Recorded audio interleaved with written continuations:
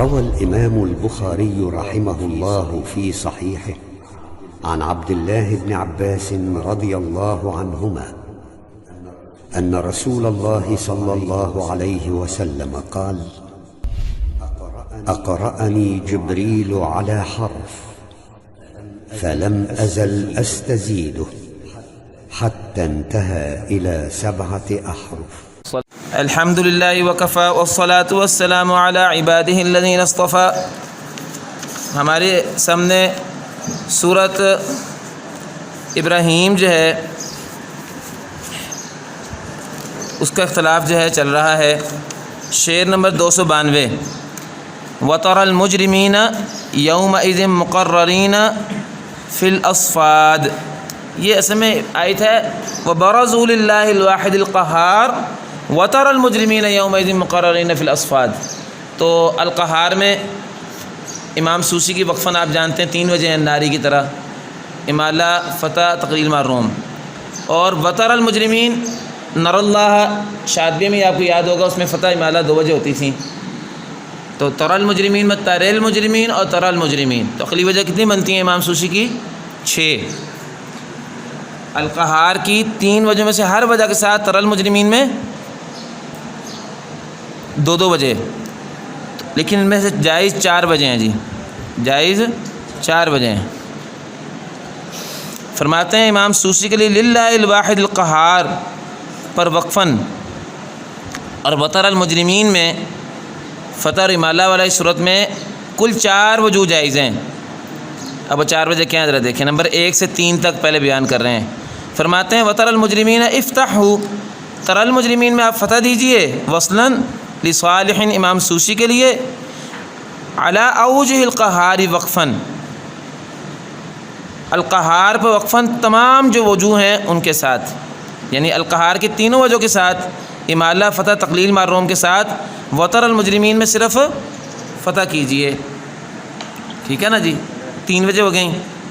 اب قہار کی تمام وجوہ کے ساتھ وترى المجرمین میں فتح دیجئے، 3 وجہ ہو گئیں. اب چوتھی وجہ وميلا سے شروع ہو رہی ہے.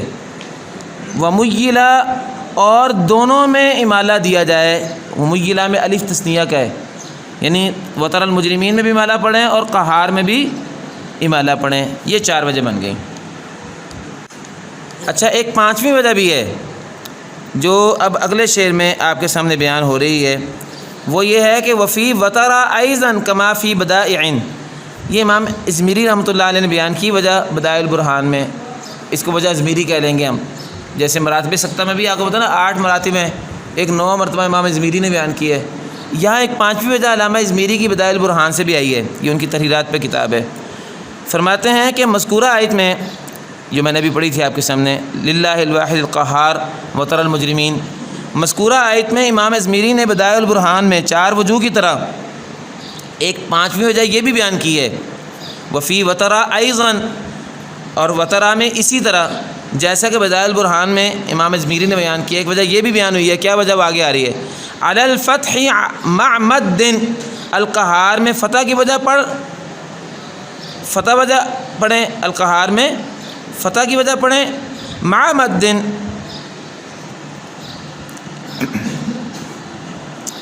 فزد ان تمیلا. اور وترى المجرمین میں آپ امالہ جو ہے وہ پڑھ رہے ہوں، یعنی یہ آگے نا فزد زیادہ کیجیے. یہ فزد کا لفظ پیچھے سے میں لے جائیں. میں نے کہا نا مذکورہ آیت میں امام ازمیری نے بدائع البرہان میں 4 وجوہ کی طرح ایک 5ویں وجہ مزید بدائع البرہان سے زیادہ کیجیے. یہ ضد کا تعلق پیچھے ہے. ایک 5ویں وجہ بھی زیادہ کیجیے. وہ 5ویں وجہ کیا ہے؟ علی الفتح ان تمیلا، القہار میں فتح کے ساتھ یہ کہ آپ وترى المجرمین میں امالہ کرنے والے ہوں. القہار میں فتح کے ساتھ ان تمیلا، یہ کہ آپ وترى المجرمین میں امالہ پڑھ رہے ہوں، بشرطے کہ مد منفصل میں آپ توسط کریں. چونکہ بات سوسی کی ہو رہی ہے نا، سوسی کے لیے مد منفصل میں قصر بھی ہے اور توسط بھی ہے. یہ جو 5ویں وجہ امام ازمیری لے کر آتے ہیں نا، یہ مد منفصل اگر ساتھ آ رہی ہو نا تو اس کے توسط کے ساتھ یہ 5ویں وجہ آئے گی. اس کے توسط کے ساتھ یہ 5ویں وجہ بھی آئے گی. اچھا نیچے آپ ذرا دیکھیں، شرح میں آپ کو میں اس کی مثال دیتا ہوں. شرح میں سورہ صاد میں آیت آئی ہوئی ہے جس میں مد منفصل بھی ساتھ ہے، انا اخلصناہم بخالصۃ ذکر الدار۔ تو بیٹا آپ دیکھیں کہ پہلی وجہ 4 بنی تھی نا، ان 4 وجوہ میں وہ قصر کے ساتھ چاروں جائز ہوئیں، وہ قصر کے ساتھ چاروں جائز ہوئیں۔ 5ویں وجہ علامہ ازمیری والی قصر کے ساتھ نہیں آئے گی کیونکہ وہ توسط کے ساتھ مخصوص ہے۔ اچھا اب یہی 4 وجہ جو پہلے قصر کے ساتھ آئیں گی یہی توسط کے ساتھ آئیں گی۔ توسط کے ساتھ ایک وجہ منع ہو جائے گی ان 4 میں سے، وہ کون سی ہے؟ توسط کے ساتھ تقلیل و روم نہیں آتی ہوتی، تو کتنی وجہ رہ گئی ٹوٹل؟ 7۔ 8ویں وجہ علامہ ازمیری لیے آ جائے گی، 8ویں وجہ علامہ ازمیری لیے آ جائے گی۔ تو کہتے ہیں شیخ ضیاء شرح میں کہ انا اخلصناہم بخالصۃ ذکر الدار میں 8 وجوہ جائز ہیں۔ ان 8 میں سے 4 تو قصر کے ساتھ وہی ہوئی جو پیچھے بیان ہوئی ہیں شعر نمبر 292 میں، اور توسط کے ساتھ بھی وہی 4 وجہ جو ہے اگر آپ لے کر آئیں تو ان میں سے ایک وجہ تحریرات عامہ سے منع جو پہلے قاعدہ بیان ہوا پیچھے، پیچھے بیان ہوا شعر نمبر 43 میں وہ مسئلہ آیا تھا پیچھے، تو وہاں یہ آیا تھا کہ توسط کے ساتھ تقلیل معروم نہیں آتی الناری جیسے کلمات میں، وہ ایک وجہ منع ہونے کی وجہ سے 7 وجہ رہ گئیں، اور 8ویں وجہ علامہ ازمیری کی آ گئی توسط کے ساتھ، تو کل 8 وجہ بن گئیں۔ چلیں باقی ایک بات بس یہاں ذہن میں رکھیے گا کہ وَاسْتَفْتَحُوا وَخَابَ كُلُّ جَبَّارٍ عَنِيدٍ، یا خوابہ کا لفظ بھی آ رہا ہے، تو خوابہ کے ساتھ تحریرات کے کچھ مسائل ہیں جو ہشام کے ہیں۔ علامہ متولی نے فتح الکریم میں اور روض النظیر میں خوابہ کے مسئلے کو سورۃ طٰہٰ کے آغاز میں بیان کیا تھا، انہی کے اتباع میں شیخ زیاد بھی اس مسئلے کو سورۃ طٰہٰ کے آغاز میں شعر نمبر 315 اور 316 میں لے کے چلے گئے ہیں۔ حالانکہ خوابہ کا کلمہ قرآن میں 3 جگہ پہ آتا ہے، سب سے پہلے سورہ ابراہیم میں آتا ہے، پھر سورہ طٰہٰ میں آتا ہے، پھر تیسرا جو ہے وقت خواب من دسا سورہ شمس میں آتا ہے۔ تو اولا یہ تھا کہ یہ مسئلہ یہاں بیان کیا جاتا، اس کو وہاں بیان کرنے کے بجائے، لیکن چونکہ علامہ متولی نے وہاں بیان کیا تھا فتح الکریم میں، شیخ زیاد نے بھی وہاں بیان کر دیا ہے۔ لیکن علامہ متولی کی جو کتاب ہے نا عذب الطرق، اس میں علامہ متولی نے اس مسئلے کو سورہ ابراہیم میں بیان کی ہے، اور شیخ عامر سید عثمان کی جو تنقیح التحریر ہے اسی کے اوپر جو اضافے کیے تھے انہوں نے تنقیح فتح الکریم پر، اور اسی طرح فتح القدیر جو اس کی شرح، سید عامر عثمان نے بھی اس مسئلے کو سورۃ ابراہیم کے شروع میں بیان کیا۔ یہی وجہ آپ ذرا صفحہ نمبر دیکھیں نا 168 دوسرے پیچھے ذرا دیکھیں سورۃ ابراہیم کے آغاز میں، تو نیچے حاشیے میں دیکھیں کیا لکھا ہوا ہے۔ حاشیے میں محقق دکتور یاسر مزروعی لکھتے ہیں کہ عامر سید عثمان نے سورۃ ابراہیم کے شروع میں یہ 2 شعروں کا اضافہ کیا ہے، امل خواب مع ذرائے لسور او افتحن، یہ 2 شعر سید عامر عثمان بھی یہی لکھے آئے ہیں۔ بہرحال ہم یہ مسئلہ سورۃ طٰہٰ کے اندر پڑھیں گے، یہ ویسے آپ کو بتا دیا ہے کہ وہ مسئلہ یہاں کا تھا لیکن ذکر کر دیا سورۃ طٰہٰ میں۔ اسی طرح دوسری بات یہ ہے کہ یہاں آ رہا ہے فَاجْعَلْ أَفْئِدَةً مِّنَ النَّاسِ تَهْوِي إِلَيْهِمْ وَارْزُقْهُم مِّنَ الثَّمَرَاتِ، افئدتاً کا مسئلہ جو ہے وہ اس کا تعلق سورۃ ابراہیم سے بھی ہے، لیکن اس کے بارے میں سورۃ ہود شعر نمبر 277 میں تحریرات کا مسئلہ گزر چکا ہے، تفصیل صفحہ 163 پہ دیکھیں، یہ مسئلہ افئدتاً کے پیچھے 2-3 سبق پیچھے آپ نے جو ہے وہ پڑھا تھا، اس کا تعلق اس باب سے بھی ہے۔ چلیں اب سورۃ الحجر ہم شروع کرتے ہیں، شعر نمبر 294، پہلے ذرا مسئلہ زبانی سمجھ لیں۔ آیت ہے ان المتقین فی جنات وعیون ادخلوها بسلام آمنین، یہاں جو ہے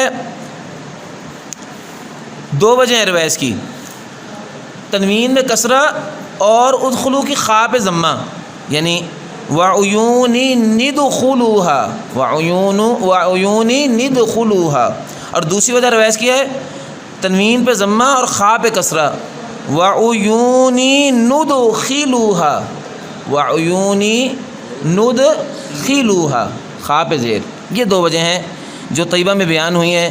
امام ابن جزری فرماتے ہیں ادخلوا انقل اکسر الضم اختلف غیث، اچھا طیبہ میں یہ دوسری وجہ جو ہے یہ طیبہ میں زائد ہوئی ہے، شاطبی میں ایک ہی وجہ تھی کسرہ اور خاء پہ ضمہ عیون ندخلوها، لیکن طیبہ میں آ کے ایک وجہ زائد ہوگی۔ اب چونکہ وجہ 2 ہیں اور رویس کے نہیں ہیں، ادغام کبیر کے اندر رویس کی 2 وجہ ہیں، تو عقلی 4 وجہوں میں سے بعض وجہ منع ہے، ذرا وہ دیکھیں۔ کہتے ہیں وَإِن تُدْغِمْ، اگر آپ ادغام کبیر میں ادغام کریں، یعنی اگر آپ ادغام کر رہے ہو ادغام کبیر میں، تو پھر جو ہے اکسر ادخلوا لرویسہم، تو امام رویس کے لیے ضمہ تنوین جمع ادخلو میں خاء کو مکسور پڑھنا متعین ہے۔ آپ کسرہ دیں گے ادخلو کی خاء پہ، اور جب کسرہ دیں گے تو نون پہ، وہ وہاں طیبہ میں ایسے بیان ہوا ہے کہ جب خاء پہ زیر دیں گے تو اس صورت میں تنوین کے نون پہ پیش دیں گے، تو یہ والی وجہ متعین ہوگی۔ اگر آپ ادغام پڑھیں گے تو کسرہ دیں ادخلو کی خاء پر، پڑھیں عیونی ندخلوہا، یہ امام روائس کے لیے یہ وجہ متعین ہے، گویا ادغام کے ساتھ کسرہ تنوین جمع ضمہ خا منع ہے، یہ اس کی ضد سے یہ پتہ چلا، ادغام کے ساتھ کسرہ تنوین جمع ضمہ خا منع ہے، البتہ اظہار کے ساتھ دونوں وجوہ جائز ہیں، اظہار کے ساتھ دونوں وجوہ جائز ہیں۔ اچھا جی، اس سے آگے اب دیکھیں، فرماتے ہیں وَأَدْغَمَ، یہ مسئلہ نمبر 1 لکھ لیں اس کے اوپر، یہ جو ابھی آدھا شعر پڑھا ہے۔ اب اگلا جو آدھا مصرع ہے اس پر مسئلہ نمبر 2 لکھ لیں۔ مسئلہ نمبر 2 پہلے ذرا سن لیں، وہ یہ ہے جی، طیبہ میں دال زال اس کا دال میں، زال اس کا دال میں ادغام جو ہے یہ ابن ذکوان کے لیے بیان کیا گیا ہے بالخلف، کہ ابن ذکوان کیا کرتا ہے کہ زال اس کا دال میں ادغام کرتا ہے۔ یہ زال اس کے 2 کلمے پورے قرآن میں آئے ہیں، ایک از دخلو، ایک کلمہ آیا ہے از دخلو، اور دوسرا از دخلت، از دخلت، از دخلو سورۃ ہجر میں بھی ہے، سورۃ صاد میں بھی ہے، سورۃ ذاریات میں بھی ہے، اور از دخلت سورۃ کہف میں ہے، یعنی 4 مقام پر یہ بات آئی ہے۔ تو از دخلو جو ہے نا یہ کلمہ، اب زال کا دال میں ادغام، یہ ابن ذکوان کے لیے لکھا ہے بالخلف، اظہار بھی اور ادغام بھی ہے، لیکن یہاں طرق میں تفصیل ہے، یہاں وہ طرق کی تفصیل بیان کر رہے ہیں۔ فرماتے ہیں وَأَدْغَمَ إِذْ فِي الدَّالِ، ادغام کیا ہے زال اس کا دال میں، ابن الاخرمی مسجلا یا مسجلا، ابن اخرم نے مطلقاً، یعنی ابن اخرم کا زال اس کا دال میں مطلقاً ادغام ہی ہے، یعنی ان کے لیے ایک وجہ ہے ادغام بس۔ تو ضد کیا نکلی جی اس کی؟ ضد یہ نکلی کہ باقی جو قاری ہیں، یعنی ابن اخرم کے علاوہ نقاش اور آگے سوری، ان کے لیے خلف ہے، گویا وہ جو طیبہ سے پورے ابن ذکوان کے لیے خلف مل رہا تھا، یہاں کیا بتایا کہ ابن اخرم کا خلف نہیں ہے۔ اچھا، اب جن کے لیے خلف ہے وہ کون کون ہے؟ نقاش اور سوری، ان کے لیے کچھ تفریحی مسائل ہیں تحریرات کے، وہ ذرا دیکھیں اگلے شعر میں، مسئلہ نمبر 3 لکھ لیں اس پر۔ فرماتے ہیں وَدَعْ سَقْطَ سُورٍ مُدْغِمًا، اب سوری کے لیے 2 وجہ تھی نا، تو اس دخلوں میں ادغام کی وجہ کے ساتھ سوری کے لیے سکتہ چھوڑ دیں، وَدَعْ سَقْطَ سُورٍ، سوری کے لیے سکتہ چھوڑ دیں، مُدْغِمًا اس دخلوا میں ادغام کے ساتھ سکتہ چھوڑ دیں، تو کیا مطلب اظہار کے ساتھ دونوں وجہ جائز ہیں اور ادغام کے ساتھ عدم سکتہ متعین ہے اور سکتہ منع ہے۔ واضح ہے جی یہ مسئلہ نمبر 3 ہو گیا۔ اچھا، اب یہ سوری ہو گیا نا، اب رہ گیا پیچھے نقاش کی بھی 2 وجہ تھی نا اس دخلوں میں، اس کے بھی تحریرات کا ایک مسئلہ ہے، یہ مسئلہ نمبر 4 لکھ لیں آگے، لا تطولاً سے، یہاں سے نقاش کی بات شروع ہو رہی ہے، لا تطولاً کے اوپر مسئلہ نمبر 4 لکھ لیں بھائی۔ فرماتے ہیں کہ لا تطولاً اس دخل لا تطولاً ولا تسکت ان تظہر لنقاش علی، امام نقاش کے لیے اس دخلوں میں اگر اظہار کریں تو نہ سکتہ کریں اور نہ طول کیجئے، ولا تطولاً نہ طول کیجئے، ولا تسکت اور نہ ہی سکتہ کیجئے، اگر اس دخلوں میں آپ نے اظہار کیا امام نقاش کے لیے، ٹھیک ہے جی، گویا یہ دونوں وجہ ادغام کے ساتھ جائز ہیں، اظہار کے ساتھ یہ دونوں وجہ جائز نہیں ہیں امام نقاش کے لیے۔ باقی ایک بات ذہن میں رکھیے کہ اس دخلو جو سورۃ صاد میں آتا ہے نا، یہ 3 جگہ پہ میں نے بتایا کلمہ آتا ہے اس دخلو، سورۃ صاد میں، سورۃ حجر میں اور سورۃ ذاریات میں۔ تو سورۃ صاد میں جو اس دخلو آتا ہے نا، اس کے ساتھ المحراب آتا ہے کلمہ وہاں، اور المحراب میں آپ کو علم ہے کہ ابن ذکوان کی 2 وجہ ہیں، تو اس دخلو کی 2 وجہ کے ساتھ المحرابہ میں 2 وجہوں میں تحریرات کا کیا مسئلہ ہے، یہ آگے شعر نمبر 377 سورۃ صاد میں اس کی تفصیل آئے گی، اس مسئلے کا تعلق بھی اس دخلو کی تحریرات سے ہی ہے، لیکن وہ آگے آ رہا ہے۔ چلیں اب چلیں شعر نمبر 296، اس شعر میں جو بات بیان ہوئی ہے اس سے پہلے آپ اس کو زبانی سن لیں۔ مسئلہ یہ ہے کہ فلما جاء آل لوط المرسلون، جاء آل، عام جو کلمے ہوتے ہیں جاء احد، اس میں 2 وجہ ہوتی ہیں نا ازرق کی، دوسرے حمزہ میں ابدال اور دوسرے حمزہ میں تسہیل، جاء احد اور جاء احد، اگر بعد میں ساکن ہو تو پھر مد لازم ہو جاتی ہے، جیسے ہؤلاء کنتم، اور اگر ساکن نہ ہو تو پھر مد اصلی ہوتی ہے۔ جاء اعلیٰ کا مسئلہ ہے کہ 2 صورتوں میں آتا ہے جاء اعلیٰ، ایک سورہ ہجر میں آتا ہے، دوسرا سورہ قمر میں آتا ہے، اس میں تھوڑا سا مسئلہ فرق ہے۔ وہ مسئلہ یہ ہے کہ یہاں اعلیٰ کا جب دوسرا حمزہ الف سے بدلے گا نا تو 2 الف پہلے اکٹھے ہیں، 2 الف اکٹھے ہو گئے، الف 2 اکٹھے ہو گئے نا، پہلا الف مدہ ہے تو مدہ کے الف کے بعد دوسرا الف ساکن مد لازم بنتی ہے، چنانچہ طول کرو ابدال کے ساتھ، فما جاء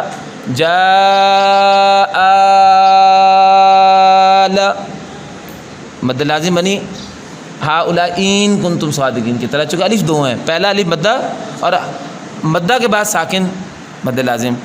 دوسرا قول ہے کہ الفین یہ اجتماعی ساکنین ہیں، چنانچہ ایک الف کو ایسے گرا دو تو اب کیا بنے گا؟ مد اصلی۔ چنانچہ ابدال کے ساتھ طول اور قصر دونوں وجہ ہیں، باقی تسہیل کی صورت میں مد بدل کی تینوں وجہ ہوں گی۔ اچھا یاد رکھیے کہ ابدال کی صورت میں یہ بات پہلے میں یہاں تو آپ کو میں نے بیان نہیں کی، ویسے شاطبی کی تحریرات میں گزر چکی ہے، میری کتاب جامع رسول میں بھی موجود ہے کہ جب ابدال کی وجہ سے مد بدل پیدا ہونا تو اس مد بدل کا اعتبار نہیں ہوتا، جیسے علی دو میں آلی دو پڑھیں گے نا ازرق تو وہاں مد بدل نہیں ہوگی، اس طرح جا اجلہم میں جا آجلہم میں مد بدل نہیں ہوگی، اسی طرح جا اعلیٰ میں بھی ابدال کی وجہ سے جو مد بدل تھی نا اعلیٰ کی وہ ختم ہو گئی۔ تو ابدال کی صورت میں قصر اور طول دو وجہ ہوں گی، توسط نہیں ہوگا، بعض لوگوں نے غلطی سے توسط بھی لکھ دیا ہے مد بدل کی بنیاد پہ، وہ صحیح نہیں ہے۔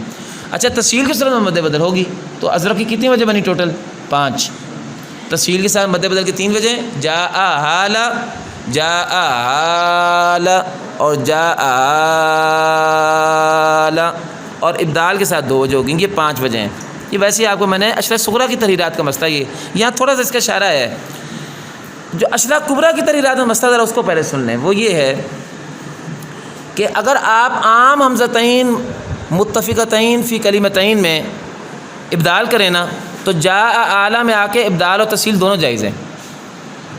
دوبارہ سنیں، اگر آپ عام حمزتین متفقتین فی کلمتین میں ابدال کریں، جیسے وجاء اہل المدینۃ یستبشرون، یہ آیا ہوا ہے سورہ حجر میں آگے آ رہا ہے، اس میں 2 وجہ ہیں، ابدال ہے یا تسہیل ہے، تو اس میں اگر آپ نے ابدال کیا نا تو ابدال کے ساتھ جا اعلیٰ میں ابدال بھی جائز ہے، تسہیل بھی جائز ہے، یہ مسئلہ ہے نیا۔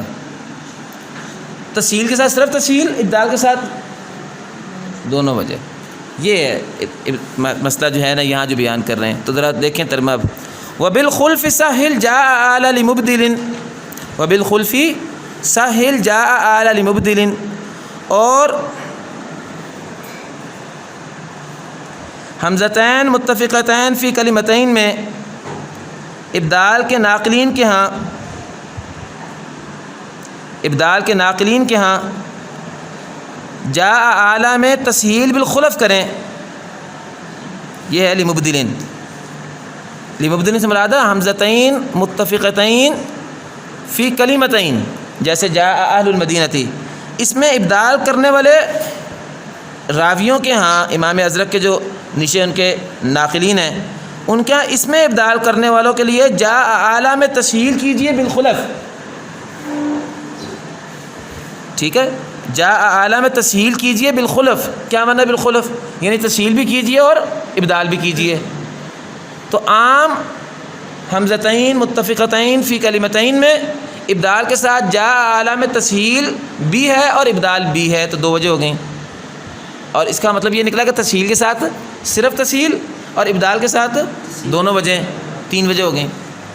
اچھا، اور دوسری بات جو میں نے ابھی آپ کو بیان کی تھی وہ ہے اشرح صغریٰ کی، لیکن یہاں اشارہ کر رہے ہیں، کہتے ہیں ومد ابقصر للذی فیہ ابدل، دوسرے حمزہ میں ایک وجہ تو ہوگی نا تسہیل، یہ دیکھو کہا نا سہل وبالخلفی، اب دوسری وجہ بیان کر رہے ہیں، کہتے ہیں جو دوسری وجہ ہے نا یعنی دوسرے حمزہ میں ابدال، تو کہتے ہیں للذی فیہ ابدل، اس جاء اعلیٰ میں جس نے ابدال کیا ہے اس کے لیے آپ طول بھی کیجئے اور قصر بھی کیجئے، اس کے لیے آپ طول بھی کیجئے اور قصر بھی کیجئے۔ وہ مسئلہ الگ ہے، وہ تو میں نے بتایا پہلے بتا دیا آپ کو کہ جاء اعلیٰ میں پہلا ہم 2 الف اکٹھے ہو گئے تو مد لازم بنی، اور اگر دونوں میں سے ایک کو گرا دیں اجتماعی ساکنین سے تو مد اصلی بنی، یہ اشارہ اس کی طرف ہے۔ تو یہ آپ کے سامنے شعر نمبر 296 میں مسئلہ نمبر 1 اور مسئلہ نمبر 2، مسئلہ نمبر 2 جو ہے یہ دوسرے حصے میں نے بیان کیا ہے، یہ اشرح صغریٰ کی تحریرات کا ہی ہے۔ اب مسئلہ نمبر 3 ذرا سن لیں، وعن ازرق مع وجہ ابدال غیرہ فثلث بفتح مد وسط مقللہ، کہتے ہیں امام ازرق کے لیے جاء اعلیٰ میں ابدال کے ساتھ اگر اس کے علاوہ حمزتین متفقتین فی کلمتین میں ابدال کریں، یہ آیا نا ابھی پیچھے کہ اگر جاء اہل میں ابدال کریں تو جاء اعلیٰ میں ابدال بھی ہے نہ، کہا ہے نا پیچھے. تو کہتے ہیں اگر دوسرے حمزتین متفقتین میں ابدال کریں اور اس کے ساتھ ازرق کے لیے جاء اعلیٰ میں بھی ابدال کریں تو ذوات الیا کے فتح کے ساتھ مد بدل میں تینوں وجوہ ہیں. فسلس بفتحین، تو ذوات الیا کے فتح کے ساتھ مد بدل میں تینوں وجوہ ہیں. جبکہ ذوات الیا کی تقلیل کے ساتھ مدہ وسط صرف طول اور توسط جائز ہے، قصر جائز نہیں ہے. یعنی عقلی 6 وجہ بنتی تھی نا، عقلی 6 وجہ بنتی تھیں. یعنی آپ اگر جاء اہل میں ابدال کرتے ہیں اور اس کے ساتھ جاء اعلیٰ میں بھی ابدال کرتے ہیں تو ابدال کے ساتھ مد بدل کے تینوں وجہ آگے جا کے ذوات الیا کے فتح کے ساتھ بھی تینوں وجہ، ذوات الیا کے تقلیل کے ساتھ بھی تینوں وجہ، تو عقلی وجہ 6 وجہ بنتی ہیں نا. ان 6 میں سے ایک وجہ منع ہے. وہ وجہ کیا ہے؟ قصر مع تقلیل. وہ وجہ کیا ہے؟ قصر مع تقلیل والی وجہ منع ہوگی. ٹھیک ہے نا. یعنی فسلس بفتحین، ذوات الیا کے فتح کے ساتھ مد بدل میں تینوں وجہ کیجئے اور تقلیل یائی کے ساتھ مد بدل میں طول و توسط کیجئے. یعنی قصر مع تقلیل ممنوع ہے. تو 6 وجہ میں سے ایک وجہ منع ہے، باقی 5 وجہ جائز ہیں. نیچے ذرا حاشیے میں جائیے، اسی نیچے فتح الکریم کا ایک شعر لکھا ہے، بالکل یہی شعر ہے. فرماتے ہیں وان ازرق مع وجہ ابدال غیرہ فمدہ ووسط فی حیث تسہل. اس کا مطلب یہ ہے، ذرا ادھر میری طرف پہلے متوجہ ہوں. ابھی بتایا پچھلے شعر میں 296 میں کہ اگر عام حمزتین متفقتین میں ابدال کریں گے تو جاء اہل میں ابدال بھی جائز ہے اور تسہیل بھی جائز ہے. تو ابدال کے ساتھ 6 وجہ بنتی ہیں نا، تو تسہیل کے ساتھ بھی 6 وجہ بنتی ہیں، تو عقلی وجہ 12 بنتی ہیں. تو ابدال والی 6 وجہ میں سے ایک وجہ منع ہے. اسی طرح تسہیل کی 6 وجہ میں سے یہی ایک وجہ منع ہے. تسہیل کی بھی 6 وجہ میں سے یہی ایک وجہ منع ہے. یعنی قصر مع تقلیل اسی شکل میں کہ جب جاء اہل میں ابدال کریں اور جاء اعلیٰ میں تسہیل کریں تو اس کے ساتھ فتح کے ساتھ مد بدل کے 3 وجہ جائز ہیں اور تقلیل کے ساتھ توسط و طول جائز ہے، قصر میں تقلیل جائز نہیں ہے. یہ معنی ہے فمدہ ووسط فی حیث تسہل. گویا عقلی 12 وجوہ میں سے کل 10 وجہ جائز ہیں، 2 وجہ ناجائز ہوں گی. وآخر دعوانا ان الحمد للہ رب العالمین.